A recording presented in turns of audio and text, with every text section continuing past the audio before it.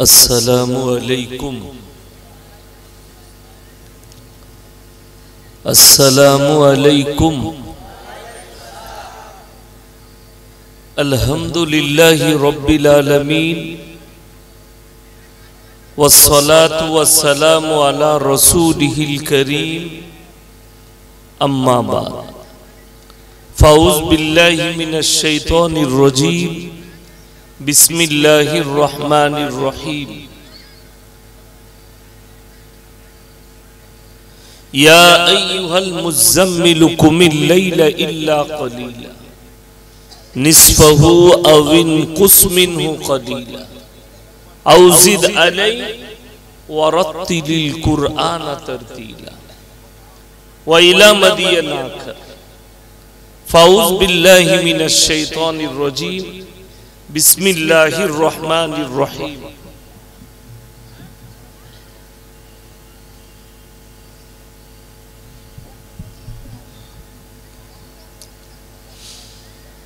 इक़रा किताबक कफ़ा बिनफ़्सिका अल-यौमा अलैका हसीबा मन इहतदा फ़इन्नमा यहतदी लिनफ़्सी व मन ضل फ़इन्नमा यदिल्लु अलैहा वला तज़िरु वाज़िरतुन विज़रा उख़रा वमा कुन्ना मुअज़्ज़िबीना हत्ता नबअस रसूला व इला मदीना फ़ाऊज़ बिल्लाहि मिनश शैतानिर रजीम बिस्मिल्लाहिर रहमानिर रहीम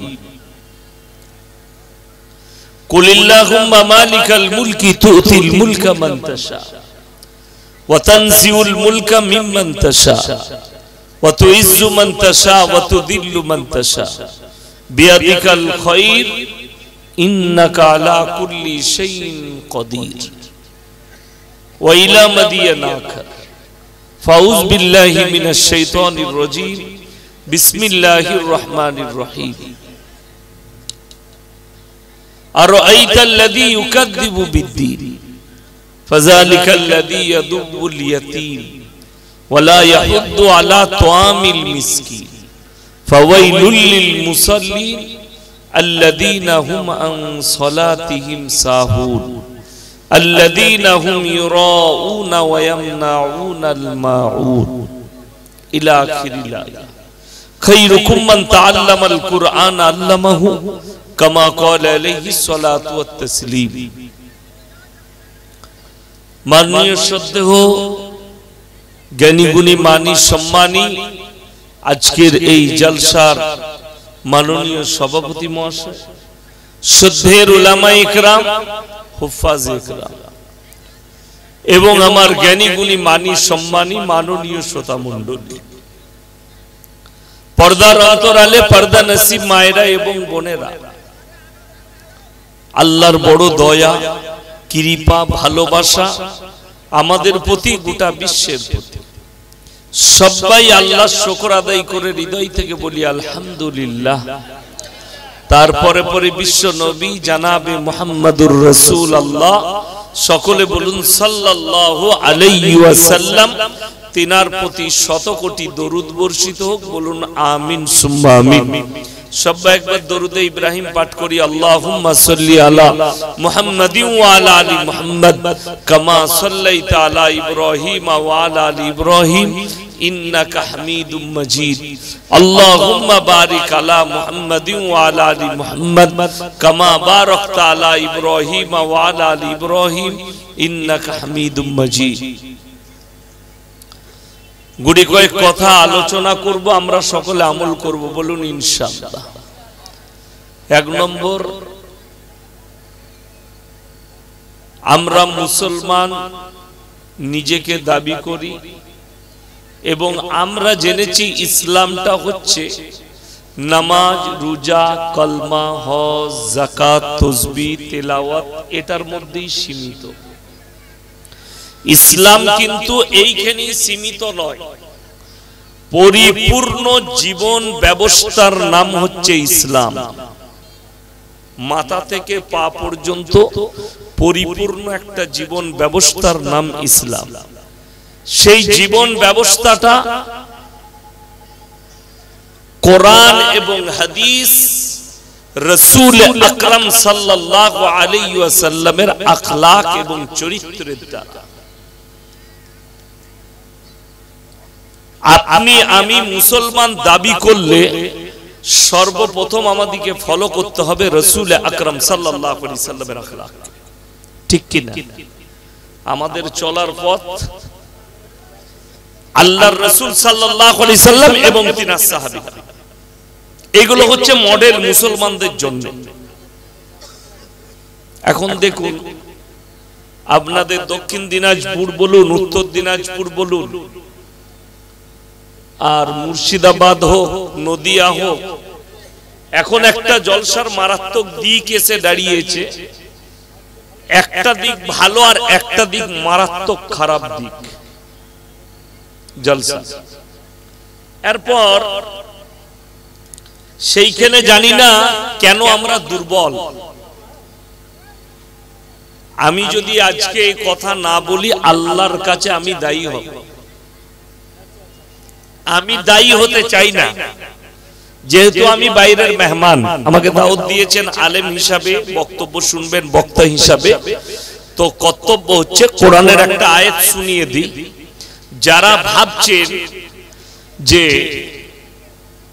এই মৌলবীরা যারা বক্তব্য দিচ্ছে, যারা হুজুর আছেন, যারা আলেম আছেন, এদের জন্য আল্লাহর কাছে সওয়াল জবাব হবে না হয়তো। এই যে মানুষের ভুল বার্তা, কোরআনে সূরা আরাফের প্রথম পৃষ্ঠায় আছে, ফালানাসআলান্নাল্লাযীনা উরসিলা ইলাইহিম ওয়ালানাসআলান্নাল মুরসালিন। এটা মারাত্মক উপদেশ পৃথিবীর মানুষের জন্য, যে আমি এই মৌলবি মোল্লা পীর ফকির এরা অনেক দূরের কথা, অনেক পরের কথা, আমি কিয়ামতের দিনে নবী পয়গম্বর রাসূল দিকেও ডার করব। এটা কোরআন সূরা আরাফ, আমি ডার করব এবং তাদেরকেও সওয়াল এবং জবাব করা হবে। কি সওয়াল করবেন? নবীরা মাসুম, নবীরা জান্নাতি, কিন্তু আল্লাহ দাঁড় করাবেন কেন? তোমরা দাওয়াতটা তোমার কওমকে কিভাবে দিয়েছি, তার কওমকে জিজ্ঞেস করা হবে, তার উম্মতকে, যে তোমরা গ্রহণ কিভাবে করেছি।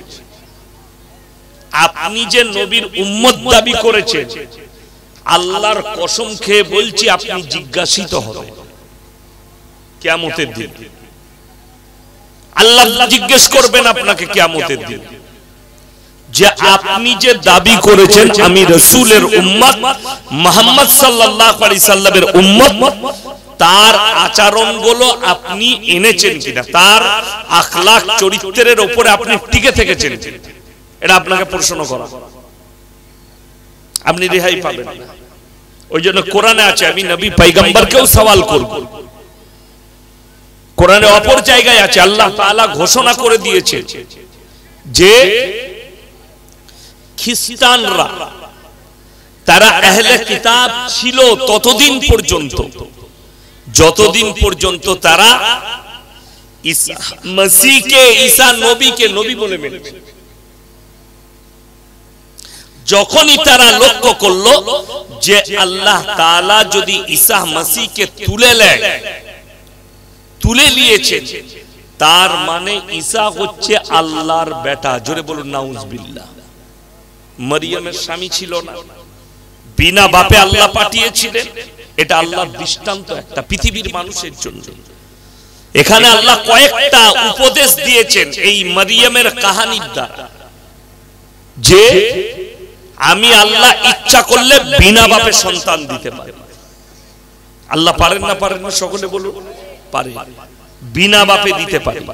এটা একটা আল্লাহর বড় শিক্ষা পৃথিবীর মানুষের জন্য, নসিহত, যে তুমি বাপ স্ত্রী মিলামিশা করো, এটা আমি দুনিয়ার পরম্পরা তৈরি করেছি। তা না হলে পৃথিবীর যিনি প্রথম মানব হযরতে আদম আলাইহিস সালাতু ওয়াস সালামকে আল্লাহ তাআলা নিজে সৃষ্টি করলেন, নিজে তৈরি করলেন কাদা মাটি দিয়ে। জোরে বলুন সুবহানাল্লাহ। কোনো বাপের প্রয়োজন নয়, আদম আলাইহিস সালাম কোনো মায়ের পেট থেকে জন্ম নেয়। এবং নারীদের জন্য বড় উপদেশ। আদমের বাম পাঁজর থেকে আমি হাওয়াকে সৃষ্টি করলাম, নারীকে। এটা কোরআন, আমি সৃষ্টি করলাম। চলুন, আল্লাহর হাবিব সাল্লাল্লাহু আলাইহি ওয়াসাল্লামকে আল্লাহ পাঠিয়েছেন, কোরআন দিয়েছেন। কোরআন কেমন কিতাব? আল্লাহর কসম খেয়ে বলছি, পৃথিবীর বর্তমানে সবথেকে শ্রেষ্ঠ উপদেশের কিতাব হচ্ছে কোরআন মাজিদ। জোরে বলুন সুবহানাল্লাহ। শ্রেষ্ঠ, যে দিকটা চাইবেন আল্লাহ সেই দিকটাই ভরে দিয়েছে কোরআন। যে দিকটা চাইবেন, সাংসারিক দিক, পারিবারিক দিক, সামাজিক দিক, রাজনৈতিক দিক, আপনার অর্থনৈতিক দিক, যে দিকটা চাইবেন প্রত্যেকটা দিক আল্লাহ ভরে দিয়েছে, যাতে উম্মতে মুহাম্মাদীর এই আখরি উম্মত আল্লাহ তাআলা ইসলামটা পরিপূর্ণ করলেন। ইন্নাল্লাহা ইনদাহু আলাল ইসলাম, এটাই হচ্ছে এরপরে শ্রেষ্ঠ ধর্ম পৃথিবীতে। আল্লাহর কাছে মানোনীত ধর্মের নাম হচ্ছে ইসলাম। বাকি একটাও আল্লাহর কাছে গ্রহণযোগ্যতা রাখে না। অনেক ধর্ম আছে, আমি কোন ধর্ম সম্পর্কে যাচ্ছি না, আমি খালি কোরআন বুঝাচ্ছি, ইসলাম বুঝাচ্ছি আপনাকে। আল্লাহর কাছে বাকি কোন ধর্মের কোন গ্রহণযোগ্যতা নাই, এটা আল্লাহ রাব্বুল আলামিনের কাছে। মানুষের গ্রহণযোগ্যতা আছে, ইনসানের গ্রহণযোগ্যতা আছে, কিন্তু ধর্ম সম্পর্কে আল্লাহ তাআলা একটাই ধর্মকে পরিপূর্ণ করলেন, সেটা হচ্ছে ইসলাম। জোরে বলুন সুবহানাল্লাহ। আপনি যদি ইসলামের মধ্যে আছেন, আপনি কামিয়াবির রাস্তায় আছেন। ঈসা মসিহকে আল্লাহ সওয়াল করবেন খালি একটাই কারণে, তার কওমের লোক খ্রিস্টানরা তিনজনকে আল্লাহ হিসাবে মানে। কজনকে বললাম? তিনজন। একটা হচ্ছে আল্লাহকে তারা রব হিসাবে, সৃষ্টিকর্তা হিসাবে মানে। দ্বিতীয় হচ্ছে মারিয়াম, তার মাকেও মানে। কেন? তাকে বলে এটা আল্লাহর স্ত্রী। জোরে বলুন নাউজুবিল্লাহ। তৃতীয় নম্বর, ঈসা মসিহকে তারা রব হিসাবে মানে, এটা আল্লাহর বেটা। তার মানে এই তিনজনের দ্বারাই আমরা উপকৃত হব। তো আল্লাহকে না বাদ দিয়ে তারা দুজনের মূর্তি কিন্তু গির্জার ভেতরে রেখেছে, এক ঈসা, এক তার মা মারিয়াম। আল্লাহ তাআলা এটার জন্য ঈসা মসিহকে দাঁড় করাবেন কিয়ামতের দিনে। অনেকজন মনে করছে এই ইয়াসিন সাহেব এসেছে, দারুণ বক্তা, দারুণ ওলি লোক, এদের ন্যাস ধরলে পেরিয়ে যাবে। আমরা মাদ্রাসায় একদিন বাপ বেটা অফিসে বসে আছি, একটা বসার জায়গা আছে ঘেরা, সেখানে আব্বাজি বসে থাকেন। সব কাজ মাদ্রাসার আমিই করি। তো আব্বাজি বসে খালি মাদ্রাসার দেখাশোনা করেন, কে কি করছে, কোন শিক্ষক কি পড়াচ্ছে, এগুলো দেখাশোনা করে। তো আমার ভাই, ফুপুই তো ভাই সম্পর্কে হচ্ছে, আব্বাজানকে মামা মামা বলে, এসে বসেছে। সে বলছে, মামা আমার কোনো চিন্তা নেই। বলে কেন? বললে আমরা তোমার দু বাপ বেটার জামা ধরে পেরিয়ে যাব। কি বুঝলে? মানে কোনো আমলের প্রয়োজন নাই, দুটো বাপ বেটার জামা ধরবো, জান্নাতে চলে যাব। তাকে আমি উত্তর দিলাম যে রাসূল আকরাম সাল্লাল্লাহু আলাইহি সাল্লামের হাদিস, মা আয়েশা সিদ্দিকা রাদিয়াল্লাহু তাআলা আনহা অঝরে কেঁদেছিলেন। নবীজি বললেন, কিয়ামতের ময়দানে নারী পুরুষ উভয়ে উলঙ্গ অবস্থায় থাকবে। এটা সহিহ হাদিস। কিয়ামতের ময়দান নারী পুরুষ উলঙ্গ অবস্থায় থাকবে। মা আয়েশা কাঁদলেন আর বললেন, ইয়া রাসূলুল্লাহ, নারীদের ইজ্জতের কি হবে? রাসূল আকরাম সাল্লাল্লাহু আলাইহি সাল্লাম বললেন, এ আয়েশা, এ আমার সাহাবীরা শোনো, কিয়ামতের ময়দানটা এত কঠিন হবে, কেউ কারোর দিকে একটা সেকেন্ড, একটা মুহূর্ত তাকাবার সময় পাবে না। তাকাবার, এটা হবে কিয়ামতের ময়দান। আমি তাকে বললাম, যদি সবাই উলঙ্গ থাকে তুমি ধরবে কোন জায়গাটা? তাহলে দড়ি নিয়ে যাবি, আমাদের কোমরে দড়ি বেঁধে দিবি, দিয়ে ধরে থাকবে। কষ্টের বিষয়, মানুষের আকীদা এইটা যে মনে হয় এই মৌলবীদের, এই পীরদের, এই ওলিদের এদের জন্য সওয়াল জবাব হবে না।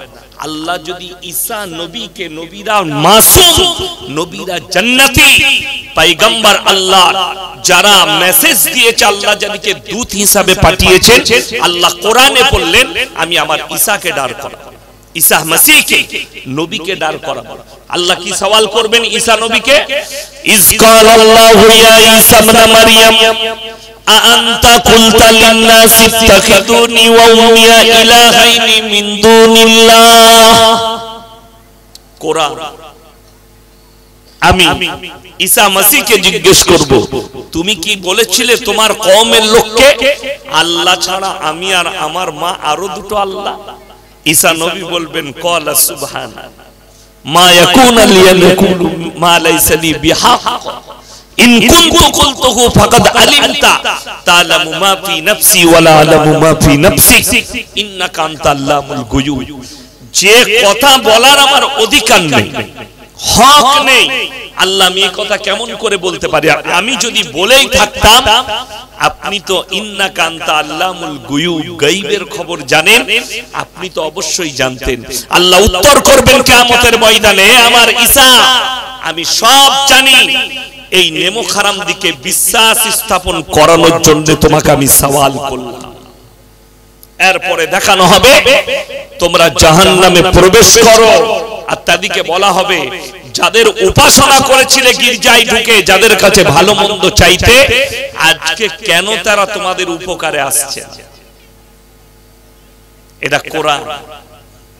বিপদগামী হবে খ্রিস্টানরা,